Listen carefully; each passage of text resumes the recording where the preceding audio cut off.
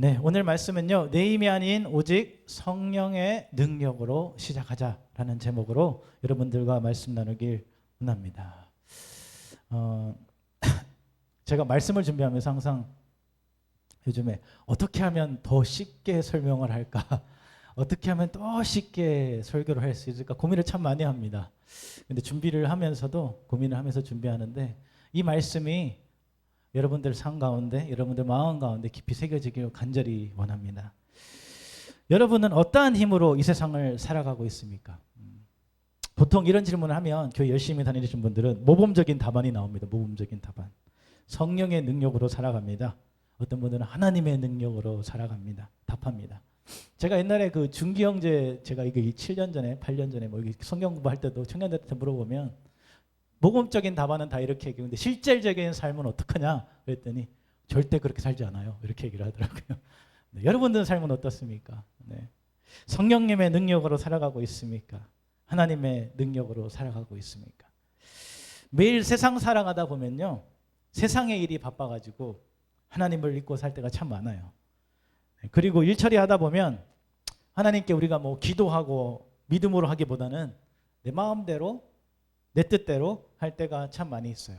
그런데 그러다가 한계에 부딪히게 되면 그때 비로소 기도합니다. 하나님 도와주세요. 네, 이것이 우리의 모습입니다. 어떤 집사님이 있었어요. 그 집사님은 항상 이렇게 고백합니다. 나는 늘 성령님의 인도하심을 따라서 살아갑니다. 그런데 이제 그 집사님이 운전할 때 옆에서 앉아 보니까 내비게이션을 켜고 운전하잖아요. 좌회전입니다. 그랬더니 우리 집사님이 우회전으로 돌아가세요. 그래서 옆에 앉은 사람이 왜 집사님 우회전으로 돌아가세요? 내 길 잘 알아. 왼쪽으로 안 가도 되고 오른쪽으로 가도 충분히 더 빨리 갈 수 있어. 근데 가다가 보니까 앞에 차가 막히네요. 요즘 내비게이션이 좋아요. 앞에 길 막힌 것도 다 알려줍니다. 그래서 왼쪽으로 가라 그랬던 건데 본인이 안다고 오른쪽으로 가는 거예요. 그러다 가다가 길이 막혀요. 앞으로 갈 조짐이 보이지 않습니다. 그렇게 해서 약속이 늦어버립니다.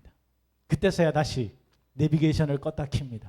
내비게이션 껐다 키면 뭐라고 하죠? 내비게이션이 경로를 재탐색합니다. 경로를 재탐색합니다. 네. 그제서야 이 집사님이 깨달았다고 해요. 이게 내 인생이구나. 하나님이 분명히 방향을 알려주셨는데 내가 더 잘 알아요. 내가 더 잘해요. 이쪽으로 가는 거예요. 반대쪽으로. 그렇게 하면 내가 여태까지 살아왔구나. 그리고 한참 돌아간 뒤에야 하나님께 말합니다. 주님, 길 좀 알려주세요. 우리도 그러잖아요. 내 마음대로 하다가 안 되면 그때서야 주님 길 좀 알려주세요. 그때 하나님 뭐라고 하실까요? 경로를 재탐색합니다. 여러분의 삶을 다시 한번 새롭게 한다. 그 얘기예요. 그리고 다시 길을 열어주십니다. 자, 경로를 재탐색하는 것이 바로 성령님이 임하시는 거예요. 성령님이 인도해 주시는 삶을 따라가는 것을 말합니다. 오늘 여러분의 삶에도 이와 같이 여러분의 삶이 막혀 있습니까? 오늘 말씀을 통해서 성령님의 임재를 경험하고 이제 성령님과 함께 새로운 여정을 시작해 보는 건 어떨까요? 우리 첫 번째 우리가 볼 수 있는 것은 오직 성령님이 우리에게 임하실 때 그때가 능력의 출발점이다라는 거예요. 성경을 보면요. 모든 사역의 시작은 성령의 기름 부으심이었어요. 왕으로 세울 때도 성령으로 기름 부어 주셨어요. 그래서 성령 받는다는 것이 중요합니다. 예수님의 공생애에서도 성령의 기름 부으심, 성령의 세례를 받고 성령의 임재를 통해서 그 사역이 시작되어졌어요. 마태복음 3장 16절 17절 보면 뭐라고 얘기하는가 하면 같이 한번 읽어볼까요? 같이 읽겠습니다. 예수께서 세례를 받으시고 곧 물 위에서 올라오실새 하늘이 열리고 하나님의 성령이 비둘기같이 내려 자기 위에 임하심을 보더니 여기까지요. 네. 예수님도 사역의 시작은 성령 세례였습니다. 세례를 받을 때 성령님이 그 가운데 임하시고 그와 같이 사역이 시작되어졌다는 거예요. 그래서 성령 임재는요, 사역의 시작점이자 변화, 출발선이다 할 수 있는 거예요. 오늘 본문 보니까 사도행전 1장 8절에 뭐라고 얘기하고 있는가 하면 오직이라는 단어로 시작합니다. 오직. 성령님이 너에게 임하시면. 오직.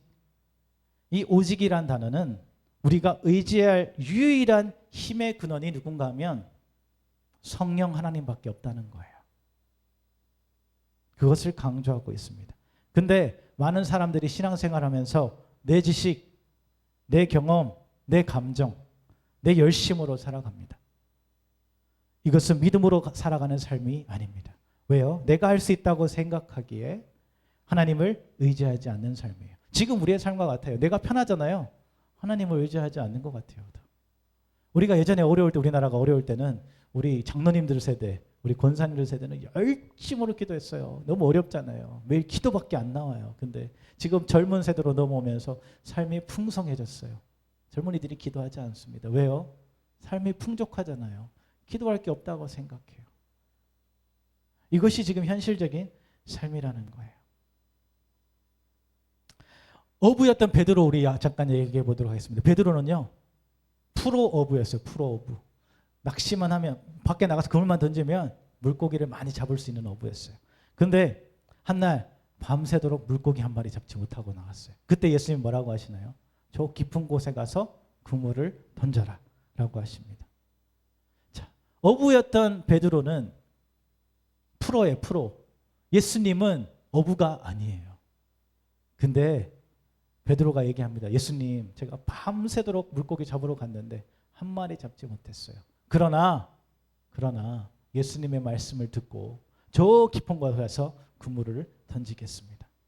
그리고 깊은 곳에 가서 그물을 던집니다. 그때 만선의 기적을 경험하게 됩니다. 뭐 때문에요? 하나님 예수님의 말씀에 순종했을 때 경험하는 거예요. 여태껏 여러분의 힘으로 살아왔다면 저는 오늘 이 시간 우리 모두가 성령의 기름 부으심을 받고 새 사람 입어서 지금부터 새롭게 삶이 시작되어지길 간절히 축원합니다. 여러분들 삶이 항상 똑같잖아요. 성령님이 계시면 똑같은 삶이 될 수 없어요. 항상 새로운 삶일 줄 믿습니다. 어떤 제가 이제 중문교회에 있을 때 사역하는데 청년이 있었어요. 청년이. 그 청년이 새가족 리더로 열심히 섬겨요. 아침부터 와가지고 청년부 섬기고 하는 거예요. 근데 어느 날 제가 물어봤어요. 형제님 기도는 열심히 하고 있나요 요즘에? 말씀은 열심히 보고 있나요? 뜬금없이 질문한 거예요. 그랬더니 그 청년이 아무 말 대답하지 못해요. 어묵 그래요. 그랬더니 사실 제가 요즘에 기도하지 않고 말씀 보지 않고 사역만 하고 있다는 거예요. 새가족반만 열심히 돌보고 있다는 거예요. 그러다 보니까 내 마음속에 한쪽에 공허했다는 거예요. 힘들고 지쳐 있었다는 거죠. 그러면서 제가 그렇게 얘기했던 것이 너무나 가슴에 찔리더래요. 내가 기도하지 않았구나. 말씀 보지 않았구나. 리더인데. 그렇죠? 리더임에도 불구하고. 그때부터 그 리더가 마음이 바뀌었어요. 매일매일 와서 먼저 기도하고 그 다음에 모든 모임에 말씀으로 찬양으로 참석하는 것을 보게 되었습니다. 왜 그렇게 변했을까요? 성령님이 임재했기 때문에. 성령님이 함께 동행하시기 때문에. 여러분들 어저께 김치 열심히 담그셨어요. 너무나들 다들 고생하셨습니다. 봉사하다가요, 우리 사역하다가 정작 나의 신앙, 나의 믿음은 뒷전일 때가 참 많아요. 말씀 없이 기도 없이 내 힘으로 하다가 힘들어질 때가 많아요. 그러다 보면 믿음이 소진됩니다. 이럴 때 저는 여러분들에게 필요한 것이 뭐라고 얘기하고 싶은가 하면 성령님의 능력이 필요하다는 거예요. 성령님으로 다시 한번 충만되어져야 된다는 거예요. 우리 섬김, 봉사 다 좋은데요. 그러나 그 전에 우리에게 바로 필요한 것이 성령의 능력을 받는 것입니다. 성령이 임하지 않으시면 참된 증인의 삶이 시작되지 않는 것처럼 우리의 삶에도 식어져 있는 열정이, 식어져 있는 신앙이, 무너진 기도가 성령님으로 채워져 다시 시작되는 그러한 삶들이 되어지길 간절히 축원합니다. 이렇게 성령에 충만해야 되는데 예수님 제자들을 보면 성령 충만했을 것 같잖아요. 근데 요한복음 20장 19절을 보니까 예수님이 십자가에 못 박혀 돌아가시고 부활했는데도 그 부활을 믿지 못하고 자기네끼리 숨어서 집 문을 걸어 잠그고 있었다라고 기록하고 있어요. 요한복음 20장 19절에. 제자들이 두려워 모인 곳의 문을 닫았더니 그때 예수께서 들어오셨어요. 네. 3년을 따라다녔는데 두려워요. 3년을 따라다녔는데 마음속에 성령의 충만함이 느껴지지 않아요. 그런데 그들이 사도행전 2장에 보니까 마가의 다락방에 다 모였습니다. 그리고 기도할 때 성령의 불이 그들에게 임하게 됩니다. 이때부터 숨어서 문 걸어 잠궜던 제자들이 어떻게 됐는가 하면 사람들의 앞에 나가서 수천 명, 수만 명에게 담대하게 복음을 전파하는 사람들이 되었다는 거예요. 무엇이 바뀌었을까요? 무엇이 이 제자들의 삶을 바꿨을까요? 제자들의 성격이 바뀌었나요? 그들의 기술과 능력이 바뀌었나요? 아닙니다. 딱 바뀐 거 하나. 성령의 능력이, 성령의 불이 그들에게 임한 것 뿐입니다. 그것이 그들의 삶을 180도 바꿔 놓았습니다. 빌 그레임 목사님 잘 아십니까? 네, 세계적인 복음 전도자 돌아가셨지만 빌리 그레임 목사님은요, 설교 전에 항상 이렇게 기도했다고 합니다. 그렇게 설교를 잘하시고 복음을 전파를 잘하시는 그분도 이렇게 기도했다고요. 성령님, 오늘도 나를 용서해 주세요. 내 힘으로 아무도 변화시킬 수 없습니다. 그러나 성령님, 이 자리에서 일하여 주세요. 라고 기도하고 복음을 전했다고 합니다. 우리의 신앙이 자꾸 식어져 가고 있는 이유는 성령의 능력이 부족해서가 아니라 성령님보다 내 힘으로 살기 때문입니다. 예수님이 제자들에게 예루살렘을 떠나지 말고 성령을 기다리라고 말씀하신 그 이유는 성령님이 우리와 함께 하실 때 불가능을 가능케 하실 줄 믿습니다. 그것이 바로 시작입니다. 우리 약한 사람들은요, 성령님 때문에 강해지고요.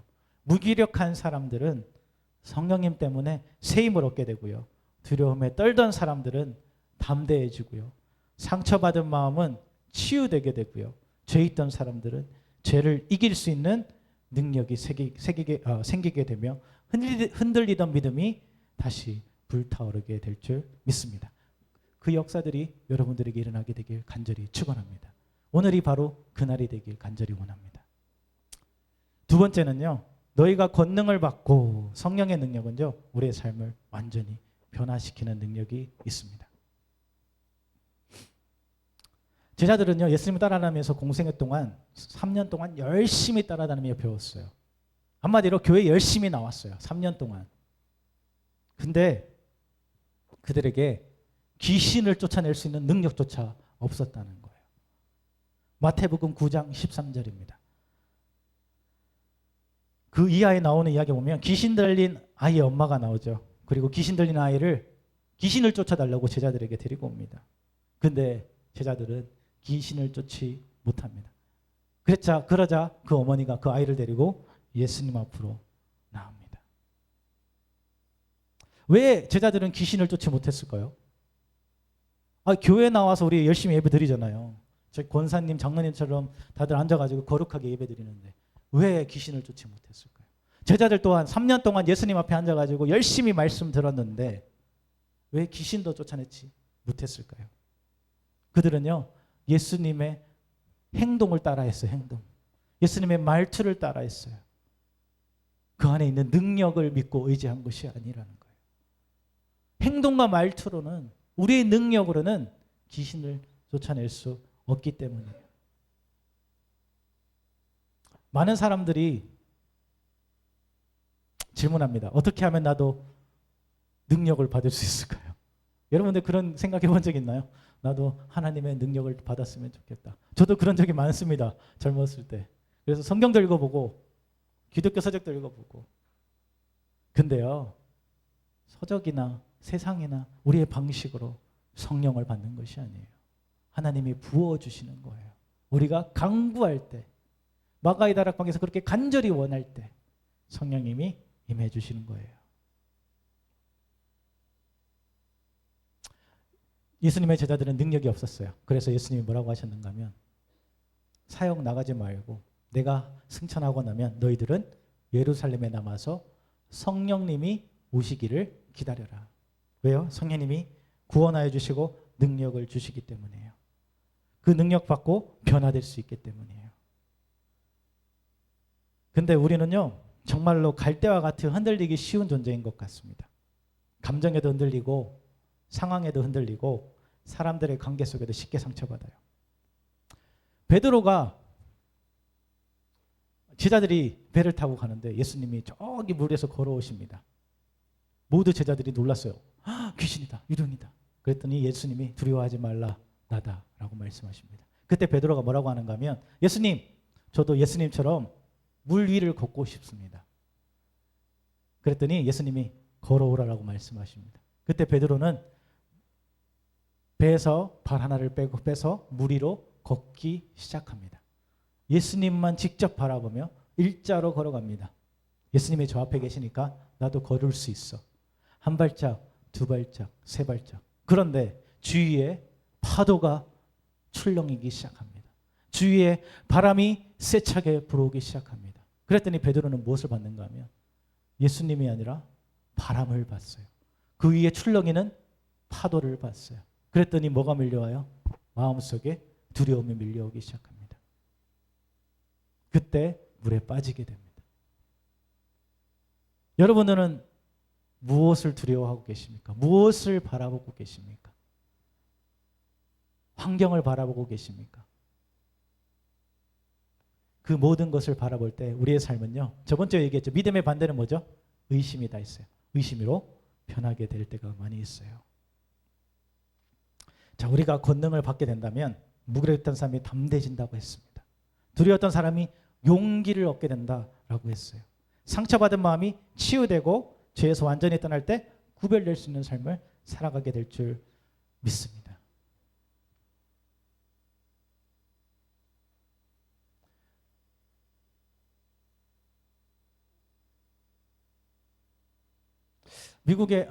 영국에 존 웨슬리 목사님이 있었어요. 존 웨슬리 목사님 아시는지 모르겠어요. 늘 두려움과 무기력 속에 있었어요. 근데 자기 죄 때문에 눌리고 확신도 없었고 사역도 힘들었어요. 근데 그러던 어느 날 로마서 강해를 듣는 도중에 성령님이 강력하게 임했어요. 그때 그분이 이렇게 기록했다고 합니다.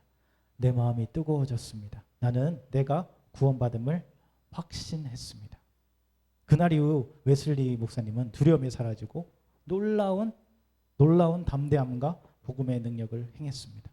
그 웨슬리 목사님의 시작은 그랬어요. 그러나 결국에는 영국과 미국의 큰 부흥이 시작되었어요. 성령의 권능은요, 우리의 내면의 두려움까지도 바꿉니다. 이렇게 우리의 삶을 180도 변화시킬 수 있습니다.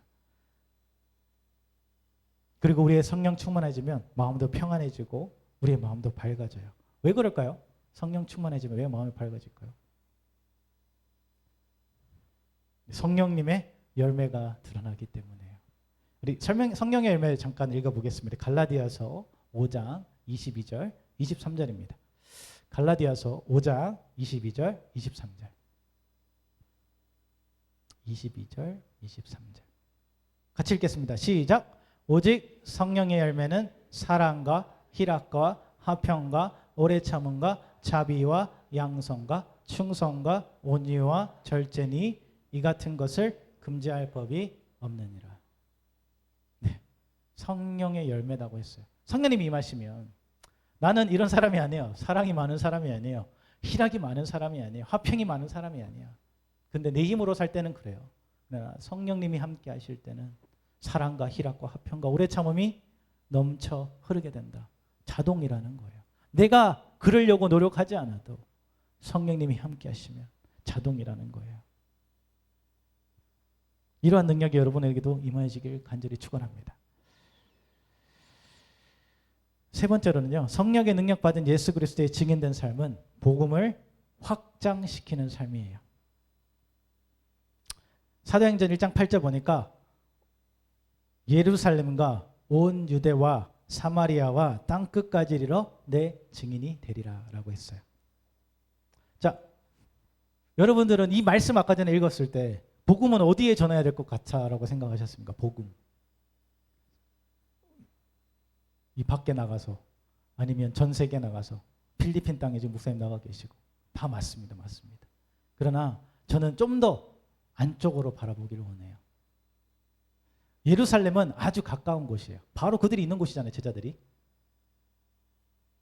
제자들의 삶을 살았던 집이 있는 곳이고요. 고향집, 친척들, 자기가 태어나고 자란 곳이에요. 익숙한 곳, 자신의 가정, 바로 가족들이 사는 곳이 예루살렘입니다. 그래서 예수님은 예루살렘에 복음이 전파되어야 된다라고 하고 있어요. 그것이 뭔 얘기인가요? 가정부터 예수 그리스도의 복음이 전파되어야 된다. 그래서 예수 그리스도의 자녀로서 첫 번째 예수 그리스도의 증인이 될 수 있는 곳이 바로 예루살렘이다라고 말해주고 있어요. 그것이 가정이다. 우리는 시간이 지나면요, 교회에 있으면 자동으로 직분을 받게 됩니다. 집사님이 되고 권사님이 되고 장로님이 됩니다. 그리고 교회에서는 그 직분에 맞게 교회를 섬기고 행동합니다. 그리고 교회에서는 집에서 보지 못한 천사와 같은 모습을 하고 섬깁니다. 그런데 집에 돌아가자마자 천사의 모습이 사라집니다. 네. 그리고 말투가 거칠어지고 화도 잘 내고 가족들에게 상처 주는 말만 합니다. 여러분은 어떻습니까? 교회의 모습과 집의 모습이 동일하십니까? 사탄이 제일 좋아하는 게 뭔지 아세요? 가정을 무너뜨리는 거예요. 그래서 남편, 아내, 가족들, 자녀들에게 의심, 불신을 심어주고요. 분열되게 합니다. 그것이 사탄의 전략이에요. 어느 장로님 가정에서 일어난 이야기예요. 장로님. 매우 존경받는 장로님이셨는데 기도도 잘하시고 봉사도 잘하시고 교회에서 열심히 헌신하시는데, 그리고 사람들만 보면 웃어주면서 인사해 주시는데, 어느 날 장로님이 초등학생 일기장을 봤어요. 일기장. 초등학생이 학교에서 일기 쓰라고 그랬나 봐요. 가족 일기. 가족 일기에 딱 두 줄 딱 써져 있는데 뭐라고 써져 있는가 하면, 우리 아빠는 교회에서 천사다. 그런데 집에서는 화를 내고 엄마에게 소리치고 나에게는 관심도 없다. 이렇게 써놨어요. 네. 그 글을 읽은 장로님이 자신의 모습을 되돌아보며 부끄러워했다고 합니다. 거짓의 탈을 쓴 사람을 쓴 자신을 보면서 나는 하나님 앞에서가 아니라 사람 앞에서만 장로였구나라고 자신의 모습을 반성했다고 합니다. 여러분 어떻습니까? 교회에서의 믿음과 집에서의 믿음이 같습니까? 아멘. 네. 네, 우리 모두 기억하길 원합니다. 성령의 권능은 집에서부터 시작된다. 아멘. 네. 여러분의 가정이 변화되어지길 원합니다. 성령의 능력으로 변화되어지길 원합니다. 두 번째는요, 유대 지역을 얘기하고 있어요. 유대 지역은 예루살렘 다음으로 유대 지역을 얘기하고 있죠. 가까운 지역을 말합니다. 그래서 유대인들이 대부분 살던 문화, 언어, 민족 공통성을 가진 지역이에요. 그리고 제자들이 가장 익숙한 땅이며 자주 드나들던 지역이에요. 이곳은 내가 매일 일하며 머무는 곳이며 매일 마주하는 사람들, 그리고 내 삶의 행동들을 통해서 하나님을 드러낼 기회가 있는 곳입니다. 그래서 가정을 벗어나 세상 속에서 그리스도의 증인으로 살아갈 수 있는 곳입니다. 그래서 우리 고객, 동료, 상사, 친구, 그 다음에 요즘에 동호회도 참 많이 있어요. 그런 커뮤니티를 말하는 거예요. 이렇게 보면요, 예수 그리스도의 복음이 들어갈 곳이 참 많다고 생각되어져요. 마태복음 5장 16절을 바랍니다. 너희는 착한 행실을 보고 하늘에 계신 아버지께 영광을 돌리게 하라. 일하면서 사람을 만나고 정직하게, 친절하게, 책임감 있게 행동할 때요, 그것이 또한 복음의 언어가 될 수 있다는 거예요. 우리가 그렇게 성령 충만해지면 자동적으로 그러한 친절과 책임감이, 겸손함이 피어나오게 된다는 거예요. 근데 쉽지 않아요. 때론요, 쉬고 싶고요, 스트레스로 인해서 배려는 사라질 때가 많아요. 근데 성령으로 채워진다면, 내 힘으로 아니라 하나님의 능력으로 한다면 가능하다는 거예요. 어떤 사람이 직장에 나갑니다. 매일매일 화내고 짜증내고 소리치던 상사가 어느 날 갑자기 조용해졌어요. 순한 양처럼 의자에 앉아 있어요. 그랬더니 옆에 지나가는 동료가 야, 오늘 무슨 일 있니? 너 왜 이렇게 달라졌어? 요즘 왜 이렇게 평안해 보여? 뭐 좋은 일 있니? 옆에 직장 동료가 알 정도면 큰 변화 아닌가요? 네. 이 변화는 어디서 일어났는가 하면 바로 성령님의 임재, 성령님의 동행하심으로부터 시작되었다는 거예요. 그 직장 동료가 컨퍼런스를 갔는데 그때 하나님을 만났다는 거예요. 그때부터 회개하고 내 삶을 다시 한번 시작하기로 했다 라고 고백했다고 합니다. 복음은요, 말로만 전해지는 것이 아니에요. 우리의 삶을 통해서 자동적으로 전해지는 것입니다. 아멘. 제가 미국에 있을 때 영어 수업을 들었어요. 영어 수업 듣는데 그 영어 수업 들을 때는 중국 애들도 있고 한국 사람들도 있고 뭐 저기 어디야 브라질 애들도 있고 뭐 나라가 많습니다. 근데 그 중에 중국에 한 명이 있었는데 제가 주차장을 지나가는데 그 중국 애가 차 앞에서 낑낑대고 있는 거예요. 뭐 하냐 봤더니 차가 고장이 났대요. 아주 어디 고장났냐? 타이어가 뭐 어떻게 됐대요. 아, 그러냐? 그래서 옆에서 지나가다가 잠깐 도와줬어요. 이렇게 이렇게 하자 이렇게 해서 도와주고 지나갔습니다. 그리고 또 며칠 지났는데 또 그 친구가 중국애가 또 저를 찾아왔어요. 저 같은 반인데 이번에는 부탁이 있대. 도와달래요. 뭘 도와줄까 그랬더니 내가 차 운전하다가 속도를 너무 많이 내가지고 경찰에 잡혔는데 과속 티켓을 먹었다. 과속 딱지를 먹었다. 근데 이 딱지를 어떻게 내야 될지 모르겠다. 저한테 물어보더라고요. 그래가지고 그 친구랑 데리고 이제 딱지 내는 것을 가르쳐줬어요. 그리고 또 며칠 지나니까 이 친구가 저한테 달려오는 거예요. 뭐만 일만 생기면 저한테 와요. 네. 그래서 도와줬던 기억이 나는데 근데 그런 날 어느 날 금요일이 됐어요. 금요일 날 수업을 마치고 집에 가려고 하는데 친구가 저한테 보는 거야. 야 오늘 저녁에 뭐 하니? 그러는 거예요. 저한테. 그래서 제가 금요일이니까 교회 가야 되는데 오늘 교회 예배 있어 그랬더니 교회 다녀? 그러더라고요. 그래서 교회 다니. 너 교회 다니니? 나는 교회 안 다녀 그러더라고요. 중국 애들은 교회 안 다닙니다. 네, 교회 안 다닙니다. 그래? 그러면 이제 저는 갔어요 교회를. 그 다음 날 이제 그 다음 주 월요일이 왔어요. 친구가 물어봐. 너 교회 가서 뭐 하는데? 그랬더니 나 가서 예배 드리지. 그래? 나도 가도 돼? 그러더라고요. 그래서 가도 돼. 그랬더니 그 주 금요일부터 교회 나오기 시작했어요. 네. 이것은요 제가 교회 나고자 뭐 전도한 것이 아니라 가서 도와줬어요. 도와준 것밖에 없어. 근데 그 친구의 마음을 변화시킨 것은 누가 하셨을까요? 성령 하나님이 마음을 변화시켜 준 겁니다. 그때부터 지금까지 믿음의 자녀로 살아가고 있다는 소식을 들었습니다. 뭐 지금은 연락이 되지 않지만 한번 페이스북으로 연락을 했더니 아직도 교회 열심히 다니고 있다고 합니다. 제가 했다고 저는 생각하지 않습니다. 그러나 성령 하나님이 분명히 이랬다고 믿습니다. 네. 우리의 삶의 일터에서요, 학교에서, 직장에서 겉으로는 평범하지만 실제로는 하나님의 나라가 절실히 필요한 곳입니다. 그곳에서 여러분들이 성령 충만함으로 예수 그리스도의 증인의 빛을 발할 수 있길 간절히 축원합니다. 네.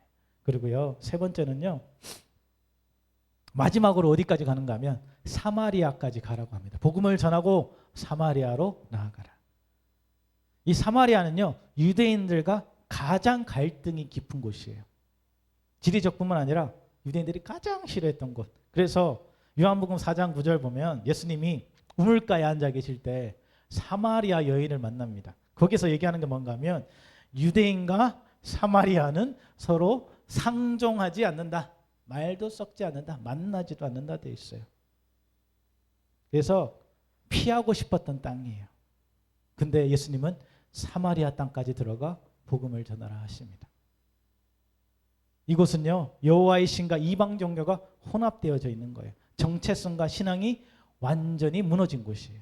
버림받은 자, 상처 입은 자, 소외된 자들이 모여 사는 곳이에요. 내가 사랑하기 어려운 사람들이 모인 곳이에요. 나에게 상처 주는 사람들이 모인 곳, 편견이 생기는 사람들이 모인 곳, 내가 이해할 수 없는 사람들이 모인 곳이 바로 사마리아입니다. 그러나 예수님은 그곳에도 복음이 전파되길 원하셨어요. 어떻게 복음을 전할 것인가? 사도행전 8장 5절에 보니까 빌립이 사마리아로 갔을 때 특별한 전략보다 뭐로 했는가 하면 그냥 사랑과 섬김으로 사람들에게 먼저 다가갈 수 있다는 것을 알 수 있어요. 복음을 전한 것이 먼저가 아니라 내가 가장 싫어하는 사람들에게 그리스도인으로 다가갈 수 있는 것, 그들을 사랑해 주는 거예요. 성령 충만함을 그들에게 전해 주는 거예요. 어떻게 해요? 섬김으로요. 예수님이 사마리아 여인 다가갔을 때 권위적으로 다가가지 않았습니다. 오히려 물 한 잔을 요청하며 낮은 모습으로 다가갔어요. 복음은요, 높은 자리에서 전해지는 것이 아니라 낮은 자리에서 흘러가게 되는 것일 줄 믿습니다. 내가 먼저 다가가고요, 내가 먼저 손 내밀고요, 내가 먼저 낮아질 때 복음의 문이 열려질 줄 믿습니다. 우리 에드 목사님 얘기 기억하시나요? 에드 목사님 버림받아가지고 혼자 고아로 살았어요. 길거리에 나가서 뭐 구걸하고 살았다고 해요. 나중에 커서 그 버린 엄마를 찾아갔다잖아요. 그래서 뭐라 그랬을까요? 엄마 왜 나 버렸어가 아니라 엄마를 용서한다 했다 해요. 엄마 나를 낳아줘서 감사해요. 엄마가 나를 비록 버렸지만 나는 엄마를 사랑합니다. 이것이 성령의 충만함 받은 하나님의 자녀들의 모습이지 않을까 생각합니다. 이것이 바로 사마리아 땅이에요. 내가 가기 싫은 사람이에요. 내가 나에게 상처 주는 사람들이에요. 불편한 사람들. 그곳이 바로 복음이 전파되어야 될 곳이라는 것입니다. 이 모든 것을 하기 위해서 우리는 성령님이 필요합니다. 성령님의 능력이 필요합니다. 성령님의 불길이 오늘 우리 가운데 임하길 간절히 축원합니다. 그래서 예루살렘과 온 유대와 사마리아와 땅끝까지, 가정과 직장과 이웃에게까지, 내가 싫어하는 그곳까지 복음을 전하는 예수의 그리스도의 증인이 되길 간절히 축원합니다. 우리 피아노 좀 쳐주시고요. 마지막 말씀 정리합니다. 네, 깨어나십시오. 말씀 정리하겠습니다. 오늘 오순절 마가의 다락방에 성령의 불이 임한 것처럼요, 오늘 이 시간 우리 가운데 성령의 불이 임하길 간절히 원합니다. 이 예배 가운데요, 이 세계비전교회 성도님들 삶 가운데 성령의 불이 내려져서 하나님의 능력으로 채워지길 간절히 축원합니다. 우리 같이 일어나겠습니다. 같이 일어나서 우리 찬양하고 기도하겠습니다. 우리 옆 사람에게 한번 고백하겠습니다.